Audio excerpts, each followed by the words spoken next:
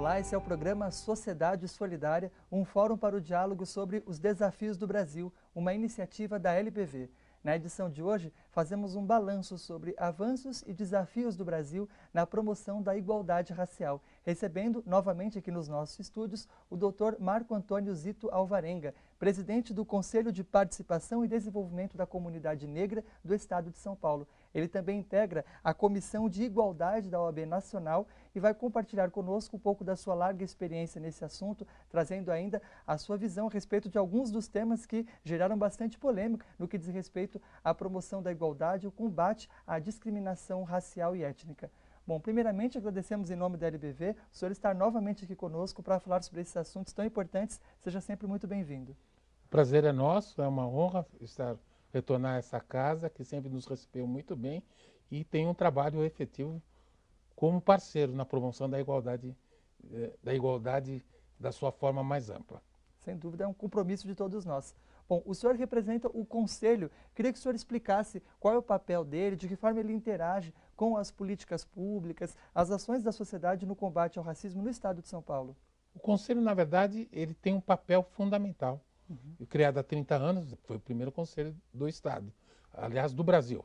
Na verdade, serviu como embrionário para as demais entidades públicas de combate ao racismo. Ele trabalha diretamente na promoção da igualdade racial. Então, nós trabalhamos amplamente, primeiro, criando conselhos em todos os estados de São Paulo. Fomentamos, porque o conselho é o quê? A ponte entre a população e os gestores públicos. Então, na dinâmica durante todo o seu período de gestão. O Conselho é um órgão que representa a população. Ele instrumentaliza, na verdade, aquele dia a dia, aquelas demandas, aquelas questões das legislações, aquilo que fala de uma questão, das demandas da comunidade negra. E o Conselho tem feito isso. Por isso, a primeira criação do Conselho.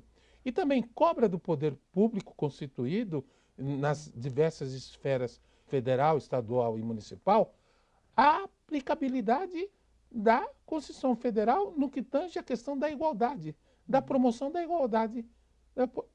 igualdade com recorte racial, nos diversos temas que nós temos aí na questão da igualdade. E como é que funciona a dinâmica desse conselho? Então, tem reuniões, os gestores públicos participam, a população, por exemplo, pode se inteirar do que é discutido, pode encaminhar sugestões de assuntos? Pode. Na verdade, a população pode não só encaminhar propostas, como pode também fazer as suas reclamações quanto das diversas demandas.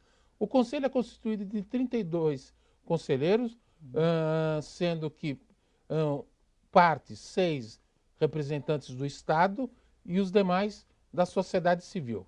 O comando geralmente, ou a presidência, ou a executiva, geralmente é pela sociedade civil, até para que ela possa ter uma certa autonomia, né, na sua administração, não seja vinculado como mais um braço do poder constituído, e a partir daí ele faz essa ligação. Então, e trabalha diariamente. É bem verdade que fique claro que é um órgão benemérito, né? Nós estamos lá pelo prazer, pelo amor à causa, não recebemos salários, não temos nenhuma remuneração, tanto é que nós exercemos a nossa atividade profissional à parte para que possamos nos manter. Mas temos a estrutura do Estado que indiretamente proporciona, mas não põe garrotes na nossa atuação. Qual seria o balanço que o senhor faz desses últimos anos da trajetória, o principal que o senhor destacaria e a prioridade para esse ano de 2014 que nós estamos entrando? Olha, nós apresentamos proposta para todas as secretarias. Da Secretaria de Educação, Saúde e Segurança Pública. Isso foi a base da nossa gestão. A primeira questão básica é a sensibilização e a capacitação específica dos gestores públicos e dos funcionários públicos. Essa seria a prioridade agora para esse ano. É uma prioridade, não deixa, porque muitas vezes, na demanda do dia a dia, na dinâmica do dia a dia, o gestor público se afasta um pouco da questão da igualdade, da questão legal, e não trata aquele que paga o seu salário, aquele que o remunera, ao cidadão, ao né? cidadão especificamente, da forma respeitosa que ele merece. E muitas vezes o recorte racial é, na verdade, um dos motivadores dessa discriminação ou dessa separação, mais efetivamente. Então você tem que, primeiro, aquele que adentra tem que estar preparado que ele vai atender toda uma sociedade de diversos. O que está tem que estar atualizando-se sobre o dia a dia do seu trabalho e ter a noção clara que o poder público é a grande mãe, não no sentido de acolhimento, mas de fazer aquilo que se deve, segundo consta os preceitos de lei.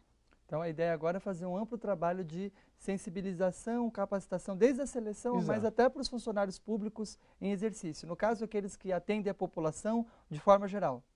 Isso já vem sendo feito. Quer dizer, não é a prioridade, não é algo que está começando agora. É algo que já vem de outras gestões, de brilhantes gestões. E que a ideia é fortalecer. A ideia é fortalecimento.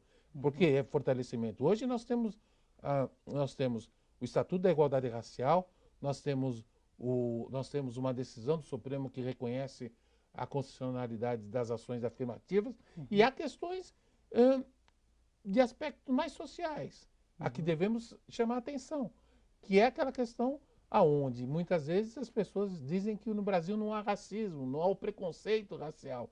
E quando na verdade essa é uma falácia.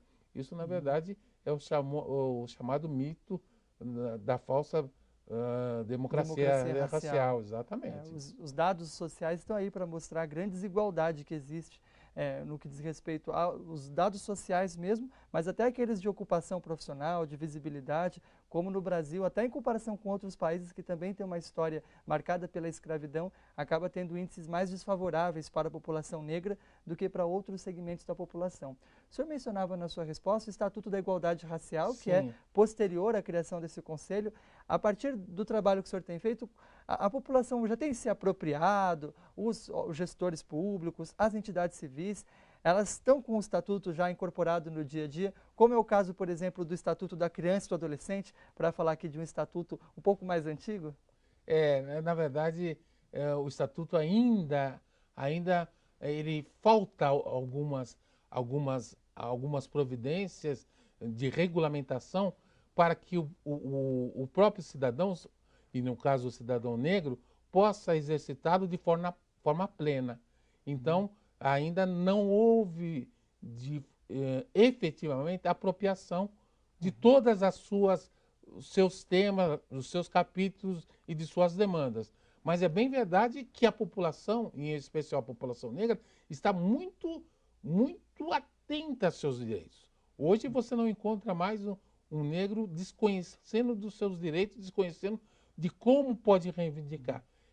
Ele pode ter a resistência pelo despreparo de alguns setores, tanto do setor público como do setor privado.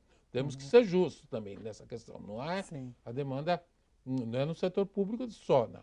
Então, e muitas vezes, talvez, ao reivindicar, os meios não são tão apropriados como deveria prever, como estabelece a lei.